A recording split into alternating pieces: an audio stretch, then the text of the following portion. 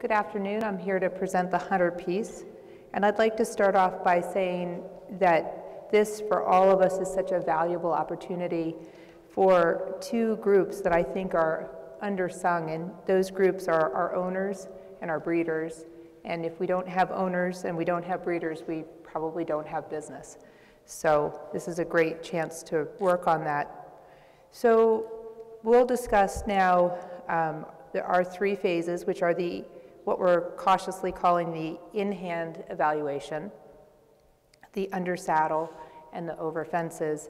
And as I go over each piece, I'm happy to hear any conversation about the different parts.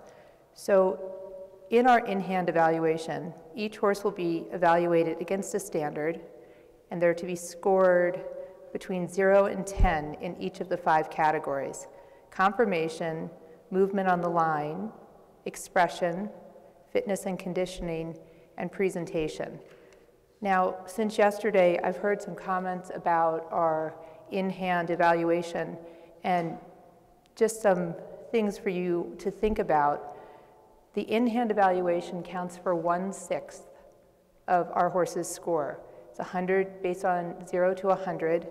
It's 16% of it, and of that, conformation is only 20 points of that. So that may or may not change what some of you think of the whole idea.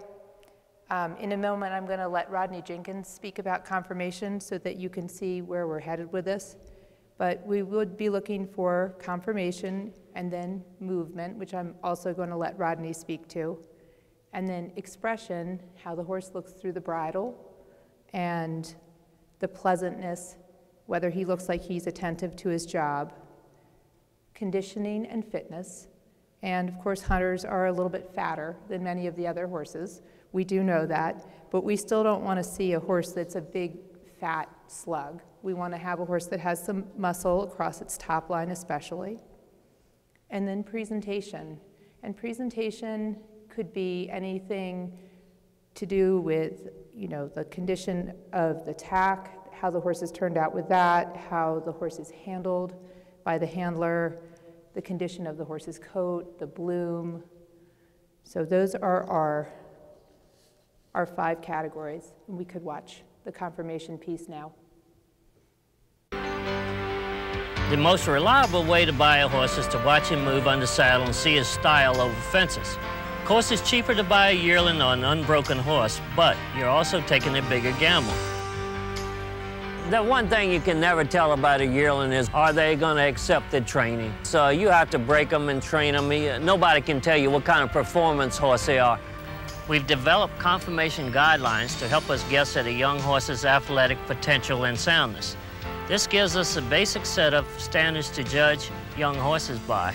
With the knowledge of conformation, you at least think you're buying a sound horse to start with. We're here at Sismont Manor Farm in Keswick, Virginia, owned by Mr. and Mrs. Kenneth Wheeler.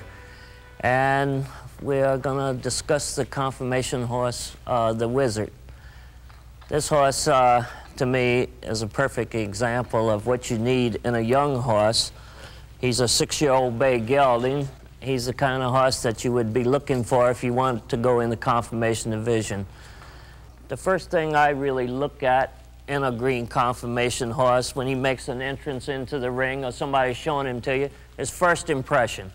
First impression should be made by you standing back, taking an overall view of the horse. Like this horse, all of his parts, by that I mean his front end, his head, his hind end, everything matches. That is very important. First impression, buying a horse or judging a horse is very, very important. And then we walk to the front of the horse. We walk to his head. What you want to do is his head is, look at his eyes, make sure that he's got a big eye on him. He's wide between his eyes. That is very important. The size of the ear is not real big. It fits on his head well. The horse has a big jaw, which I like on a conformation horse. It gives more elegance appearance. Then the big muzzle where he gets his air passages. I like to see a horse wide under his throat here because this is where he gets most of his air. What you do is take your hand, Take your 4 fingers and you fit it in there. This horse has more than enough room. He's, matter of fact, an inch further than my 4 fingers. You don't want a Roman nose, you want a flat bone in his nose, a big muzzle. And another thing, a horse shouldn't be parrot mouth. That's when a parrot mouth horse is when one's top teeth overlap his bottom teeth. And that causes an eating defect. A lot of times horses don't eat as well. To be very honest with you, I wouldn't let it stop me from buying a horse if he looked like he was in good condition. Then I look down at his front legs. I make sure his knees come to me straight. Horse's knees is very important. When you walk to this horse, his knees should look directly towards you. It's a real bad conformation fault if a horse has what I call offset knees. That's when the knee sits off either to the right or to the left. It's not a perfect line. On the chest of a horse, you want a real wide cavity here. You know, that you don't want a narrow-chested horse. A narrow-chested horse makes a horse's front legs walk real close to each other. If you got a wide chest, the horse has a lot of room between his ankles and feet when he walks. That's the main idea of a wide chest. I check him also. We look inside the horse's legs on both sides, the outside of each leg, looking for splints. I always look at a horse's feet and make sure that both feet match each other. Feet are very important on a horse. And then from there, I start back and always look at the slope angle of a horse's shoulder. I go from the top, the hairline that comes back in his back is very important on this slope angle. This hairline should come back in the middle of his wither here. And then that way, you got a good angle on the shoulder. The shoulder should be round. It shouldn't be square. This horse has got a round shoulder. A sloping shoulder is a better way to put it. And what you do is kind of look at the horse from the back of this hairline, that's the point, to the point of his shoulder. That's where you see the slope of the shoulder. Then we go down, he should have tight tendon joints coming out of the back of his knee. You don't want the tendon joint cut under the knee. Then you go down, you want real clean joints in his ankles, down in this place. You don't want any swelling there whatsoever. The main thing is I like a horse short from his knee to his ankle. That strengthens the cannon bone and the tendon. The pastern is very important on a horse. What you don't want is a very long pastern. This horse has a nice one, of course. But you don't want a long pastern, because what the long pastern does is put a lot of pressure on your tendon and your knee. If it's real long, that makes a horse run down in front, and you'll get sores and scrapes on the back of his ankle here. Now, a horse that's real straight on his pasterns, he'd be sitting on a straight angle down. The heel would come here, the pastern would be here, not here. What that real straight pastern does usually causes oscillates from concussions, hitting the hard ground, and so forth. So a real straight pastern horse, to me, is worse actually than a long one. But in my opinion, if you can stay away from either, it'd be great. These are the things that you're going to look at to buy the horse, not only judge his conformation. The length of the neck on a horse is very important because that kind of controls the balance of his body. So what you want to do is have a nice sloping neck, not a U neck like that, but a nice sloping neck like this horse has. Then I look at the horse's back. Now, naturally, I would stand away from him to look at his back. The length of the horse's back, you can kind of go by that. I like a short-backed horse. That makes him stronger. You don't have as many back problems. So I kind of look at the horse from the end of his hairline back to this portion back here across his loins. And that makes his back much stronger. And it's much easier when you get working horses with a short back to get their balance better with a short back than a long back.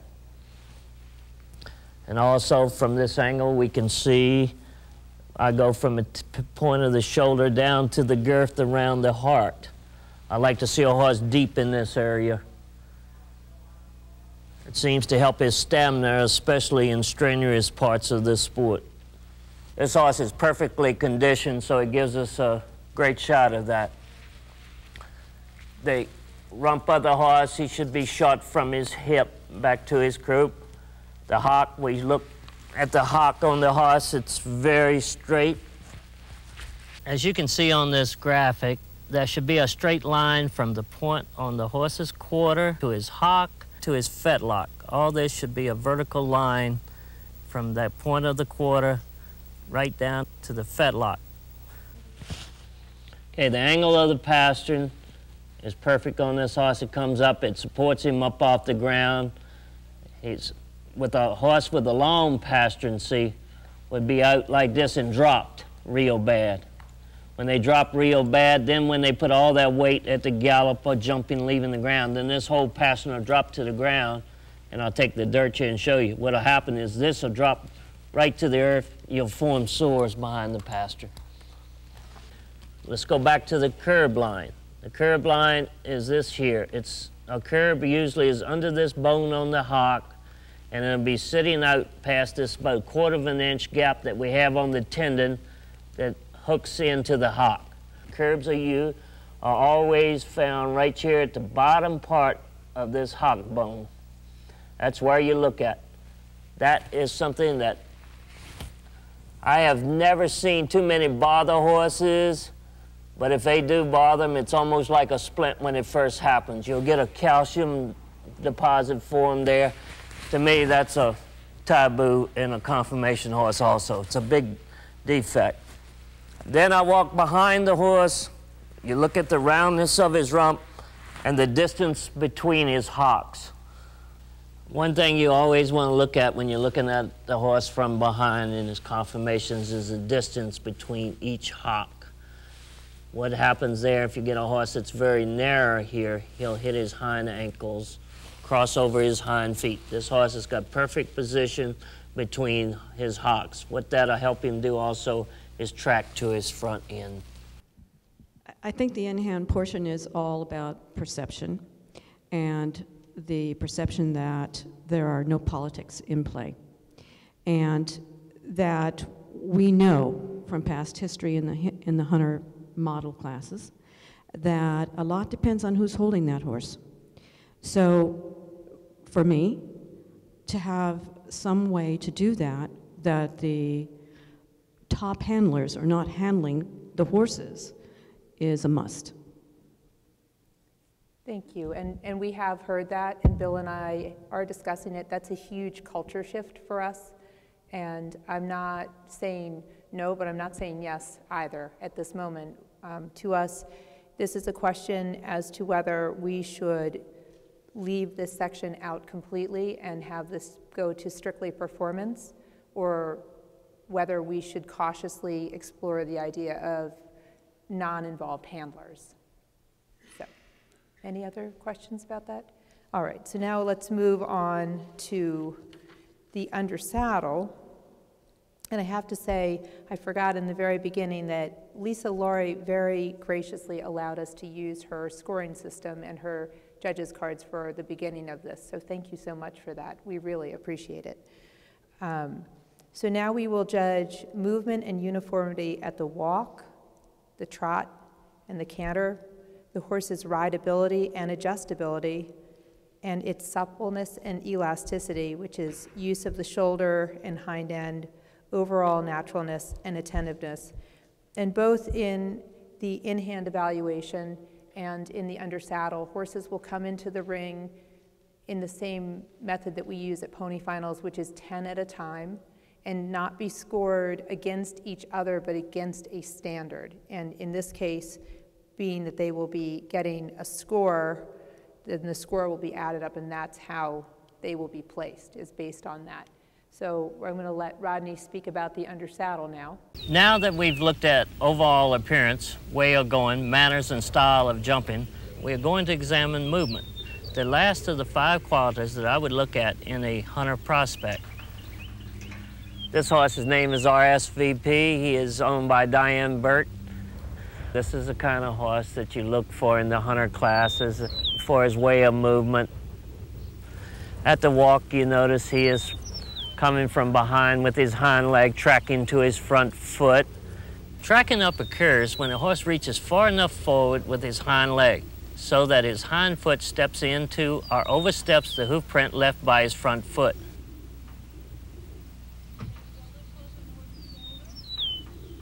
He reaches from the shoulder at the walk. He's very close to the ground with his foot when he makes his step. This horse has a long step, which is very important. The horse carries his head and neck out of his shoulder perfect at the walk. He has a little bend. It makes it much easier on the rider. The horse has an elegant walk. He's always balanced. In all his gaits today, we'll see that he is balanced from behind, carrying himself. When he trots, you notice how his hind end engages from behind, meets his front foot.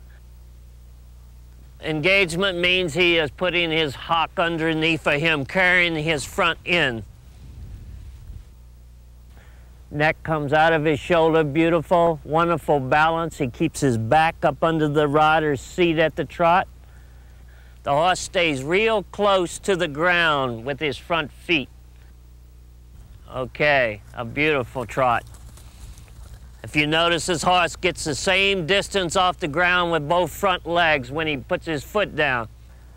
And off the hill here, you'll see the wonderful balance he has from behind, putting his hock under him, balancing himself down the hill like he is now, very alert. He swings from the shoulder, beautiful. Now this horse, when he comes straight at you, he doesn't wing. He's got a long, fluent stride at the trot.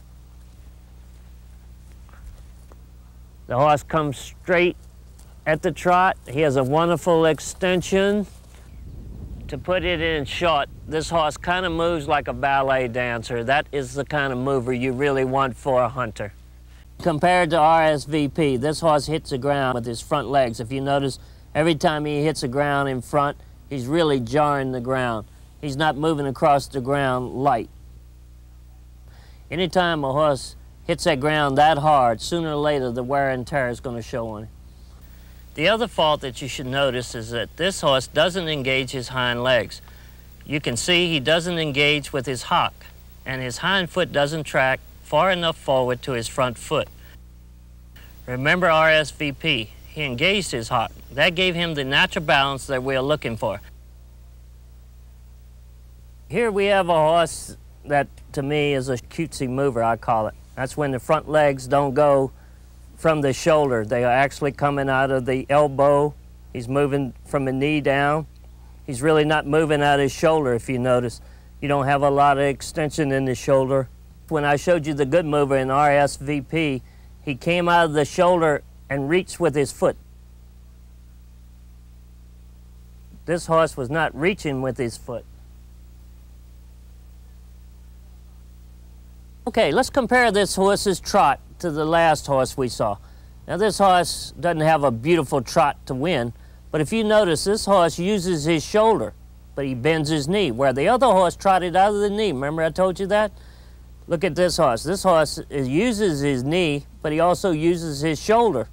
He's not a good mover because he's got too much knee action. But the other horse, he trotted from his knee down. This horse, I would say, has a lot more stride, even though he's not a good trotting horse. This is the kind of canter you look for in a young horse when you're trying to buy him or if you want to show him. This is RSVP again. And if you notice at the canter, we have the same gait as we had at the walk and trot. He extends his front leg from the shoulder, close to the ground, chin in, just a little arch in his neck. The rhythm is very important. In other words, every beat of his canter is the same. The rhythm is so important, especially when you get jumping, because then it makes the strides make you find the distance at the jump much better, because he has that perfect rhythm getting there. And when he gets into his turns, he engages that hock, balances himself, yet he carries the front end. This horse has a beautiful canter. It's actually special. He has plenty of distance between his front legs when he canters. Horse has a wonderful extension. His back is always round at all gaits. got a nice mouth. This is what I call a very, very good moving horse. Wonderful natural balance, not man-made. This canter to me is too short because you see this horse, he's not pushing from behind. His hind foot is not reaching as far to his front foot as it should. And he is stepping off with his front leg a half a step too short. Instead of him extending that shoulder and reaching with the front foot, he is cutting that step off. Why is he cutting that step off? Because he's not reaching with the hind leg to push the front leg. Again, this horse's canter, his hind leg, he'll have more stride than the last horse. If you notice, his hock is reaching up to his front leg. He's a much more balanced horse. Even though he's cantering the same pace, this horse is cantering with power. Even though he's not a good mover, he's cantering with power from behind. You wouldn't buy this horse to win the hack, but I bet he'll do the lines very easily. Okay, here we have a horse at the canter. I want you to look at his hind end. Left leg is coming out on him. Something behind is bothering this horse. He's going around what's hurting him. He's learned to move to get away from. That is unsoundness in my opinion, because he's not tracking. If you notice his hind leg, look how it waddles and his whole hock shakes. The rhythm of the horse is a little rough. By that waddle, it really makes him shake all over. And if you notice this horse, he's always cantering off his left hip, left hock. He's never getting to the right side. Very crooked horse around at the canter. All right, so now we move on to the over fences, which we have 10 areas: scope, range, and athletic ability, suppleness of the horse's body over the fence, use of the head and neck to facilitate correct jumping style,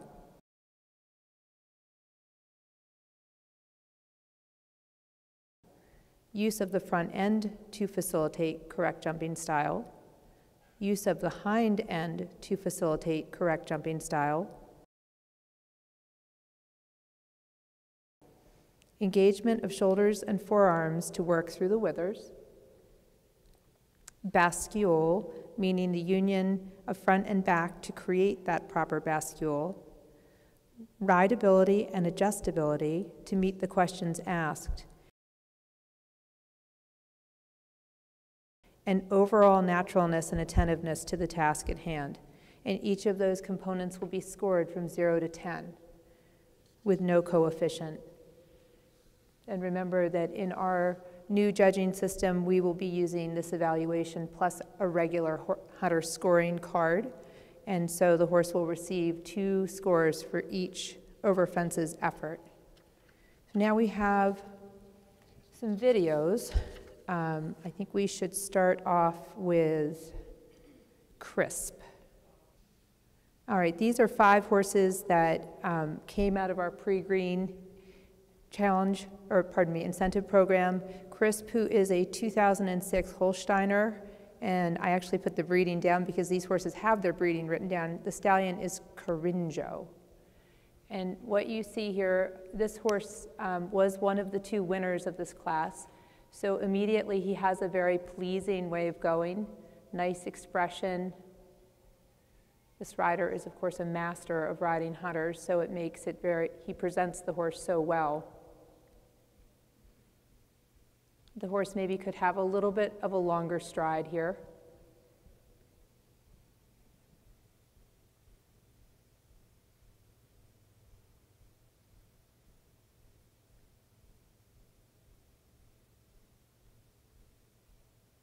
A little reachy there, land a little bit in a heap.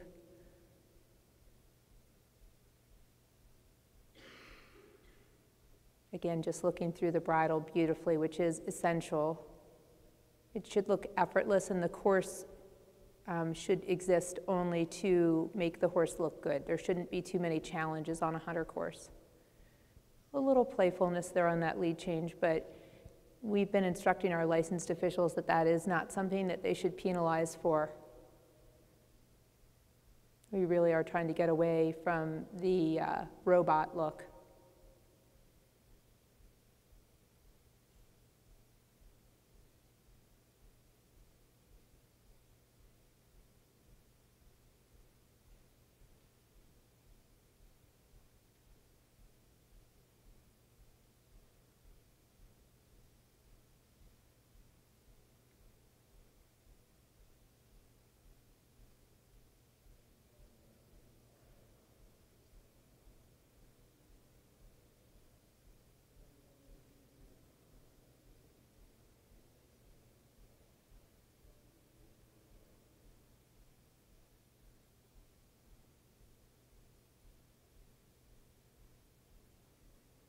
and a very nice jump. So for me, this horse, smooth and pleasant, but not very exciting. Certainly did his job extremely well. I think when you see the very last horse that I'll show you, if you remember this horse, you'll see quite a difference between the two of them, even though they were the joint winners of this class.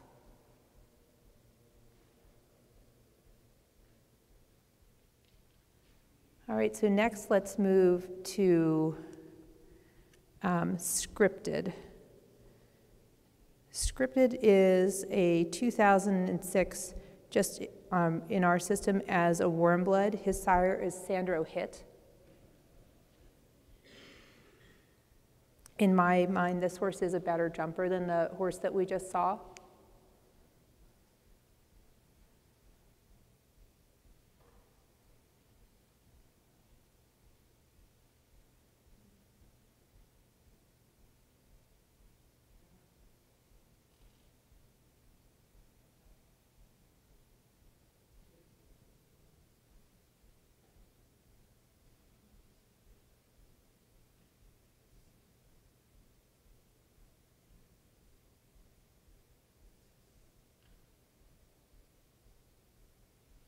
Beautiful front end, but also a very nice hind end for our area of the sport, which is something that's not always looked at as much as it is in the other areas.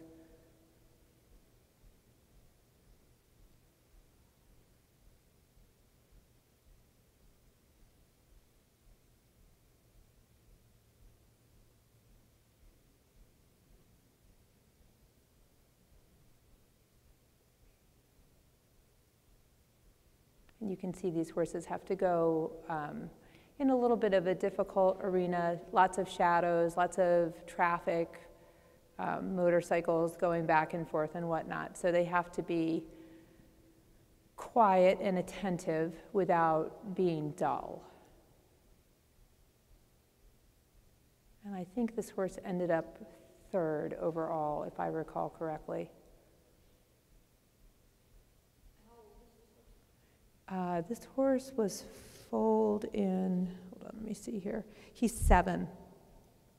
And remember, for us, age groups are a really new concept. So although horses would qualify from our pre-green incentive, although Bill's very open to opening up our qualification because he realizes now that it might be a little bit too restrictive, none of our horses are showing in age groups right now. So in 2013, there were 7,092 pre-green horses, and of those, I mean, just to give you some rough figures,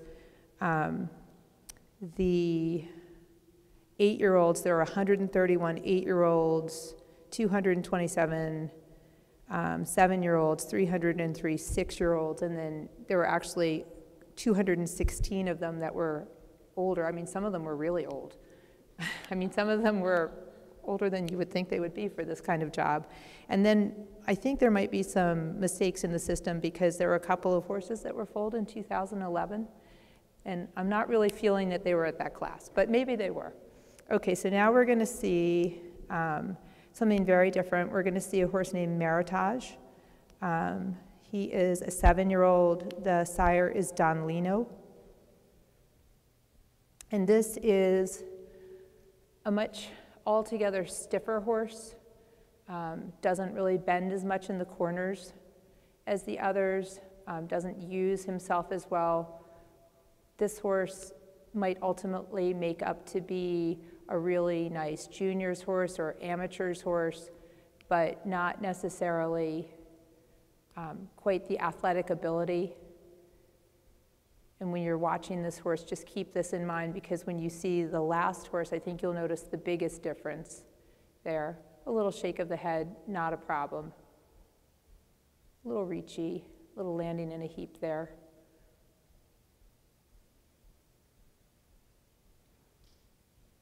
A little stiff in its neck.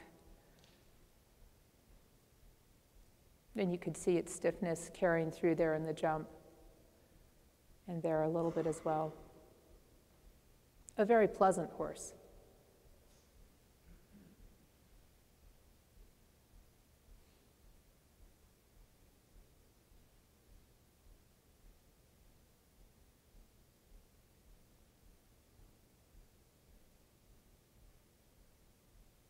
again, this rider's very well known, you know, a good presenter of the horses.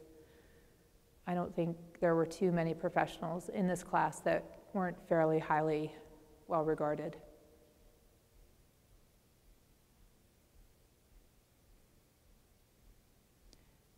So this is a case where it might be going back to what Karsten said yesterday about a good rider being able to make a horse that's just a normal horse into a good horse, and a good horse into a super horse. All right, so that horse in somebody else's hands, Louise is certainly very skilled, and she might make that horse look even better than it actually is. All right, and last but not least, I know I said 5, but we only have 4. The last one, this is Casanova.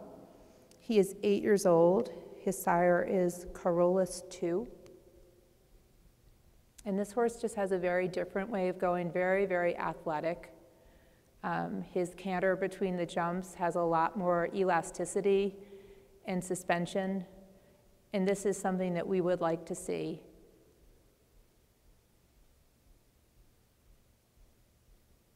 And for me, if you watched this round and the first round that we saw, for me, this horse wins. But of course, we're seeing this after there's been a preliminary round. And this is, again, Hunt Tosh riding this horse, who is great at riding young horses.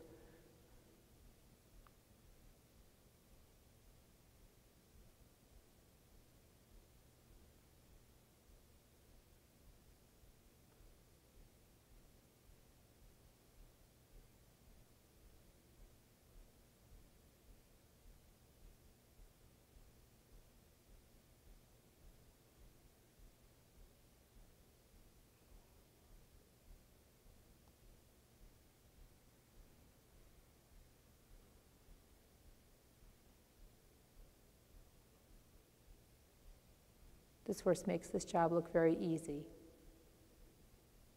And that, in the end, is what you look for, is an athletic horse that doesn't make it look hard, as Rodney said, like a ballet dancer. Beautiful.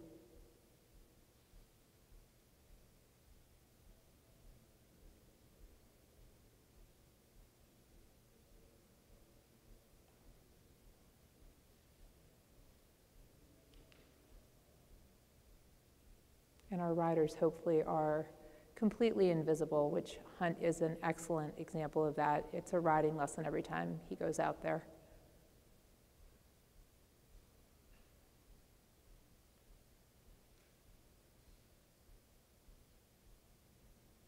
All right, and that concludes the hunter side. Does anyone have any questions?